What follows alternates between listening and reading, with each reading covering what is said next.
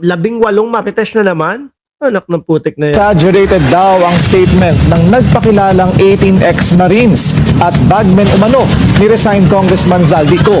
Kinumpirma rin ng nagpakilala niyang dating political consultant. Sabi ni Ma'am Elena Garcia, nagtourist lang yata yung mga parang ganun nga ho. Diba? Tapos sasabihin sa atin na ano ba yan? Sasabihin natin na kumpiyansa sila na may uuwi at lumiliit ang lugar o ang espasyo ni Zaldico. Tapos mamukat-mukat mo, maririnig mo sa balita, 4 ang border na pwedeng labasan. Sigurado daw sila na nasa loob pa ng Shenzhen area. Tapos tinanong, alam mo ba kung nasa Zaldico? Hindi po. Diyos ko. Ang dapat sana'y paglitaw ng second batch ng grupo. Yeah, may second batch pa daw ho mga kababayan. Narito ang exclusive agenda report ni Dexter Ganibe ng Abante. Kuha ang larawang ito sa isang restaurant sa Asiana, Parañaque noong Marso 6. Meeting ito ni Mr. Bakit naman nakatakip yung mga pagmumuka? M na nagpakilalang dating political consultant ni resigned Ako Bicol Party List Representative Zaldico kasama ang siyam na dating mga security consultant ni Ko. Nakiusap si Mr. M na baguhin ang boses para hindi makilala ng mga dating kasama dahil madalas siyang makausap noong aktibo pa ang kongresista sa Kamara. Kaso, ba't natatakot? Haharap tapos ganyan. Eh di pwede ko daw palang gawin yun, ano? Sisiraan ko yung mga Duterte pero takpan nyo yung mukha ko. Kasi ngayon, syempre matapang ho tayo mga kababayan. Bakit? Kasi lahat po ng mga ibinablog natin, lahat po ng ating mga tinatalakay dito ay galing po doon sa mga mainstream media na mga makatotohanan. Pero kung ako magpe-fake news, takpan nyo yung mukha ko. Ayoko makita. Kung magpapalabas ako ng kung ano-ano, wag nyo ako ipakilala. Di ba? Nangyari ang meeting ilang araw matapos lumantad ang 18 nagpakilalang dating Marines at umano'y bagman ni Ko. We reached out to some of our team members looking for jobs. And dahil nga kasamahan namin dati, sabi ko, sige kung tulungan ko silang ko ng trabaho. Pero hindi anya nila kinagat ang alok na 200,000 pesos na advance payment para sa trabaho bilang VIP Protection Security. Dito anya binanggit ng siyam na dating security personnel na doon na lang sila sa kumupkop sa 18 dahil sa alok na hindi bababa sa 1 milyong piso. Sabi ni Mr. M na hindi niya idinidepensa si Zaldico pero exaggerated ang testimonya ng 18 Marines. May exaggeration kasi, like I said, May exaggeration kasi. Like I said, hindi yung isa doon was not even security. He is a driver. Somebody else, no? Not of Kong Zaldico. Ano to? Iniiwas na si Zaldico dito. No? Para kung sakali na mapalitan ni BP Sara ang ating presidente, walang kinalaman si Zaldico. Nok ng putik. Napansin ko ho yan, mga boss chipa mo, sir. Noong may video si Zaldico, ano po, idinidiin niya na wala po akong napakinabangan ni maliit na sentimo o maliit na pera dito. Pwede po ba yun? Ikaw yung mga naggaganya, ikaw yung mga nagde-deliver, kasama ka doon sa mga nagbibigay, etc. Ganyan. Tapos wala kang mapapakinabangan. Napansin ko, sabi ko, siguro naratibo nila ito, mga kababayan. Naratibo nila ito kasi kung sakali na si Sara Duterte ay magtagumpay na mapalitan po si Pangulong Bongbong Marcos, at least si Zaldico ay ligtas. Kasi wala siyang napakinabangan. Ano po? Kasi wala siyang nakuha na kahit anong pera doon.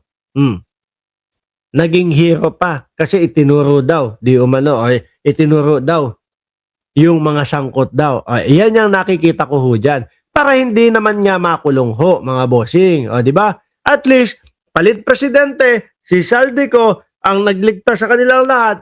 Tapos makukulong. Siyempre, pag sinabi ni Zaldico, nako, konti lang po ang sa akin yan. Sasabihin ng mamamayang Pilipino, tingnan mo, sabi ni Zaldico, meron siyang nakuha kahit konti. Dapat makulong din to, kahit konti. At least, talagang sinasabi nila, zero. Tingin ko, ganyan yung naratibo ho nila, mga bossing yung 18, isa doon was not even security, was a driver of somebody else, not of Congsarby. And then the others were also assigned to other people who were not doing work for former Congressman, but doing work for somebody else. Kasama ang unang 18 at ang siyam niyang nakausap noong Marso, aabutan niya sa humigit kumulang 120 ang bilang ng security personnel na pinapasahod noon ni Ko. Yeah. Oh. Pero may kanya-kanyang trabaho at naka-assign sa iba't ibang opisina at negosyo ng Yan o, nakikita nyo ho yung mga maleta na yan, mga bossing. Yan po yung pinagmamalaki nila na ebidensya po laban kay Presidente Marcos at laban po kay Congressman Martin Romualdez. Eh di ibig sabihin kapag ilan tong maleta dito? 1, 2, 3, ang dami maleta. 1, 2, 3, 4, 5, 6, 7, 10 maleta. I-file up ko lang dito yan. Tapos sabi, alam niyo po kung kanino i-deliver to? Kay Sara Duterte.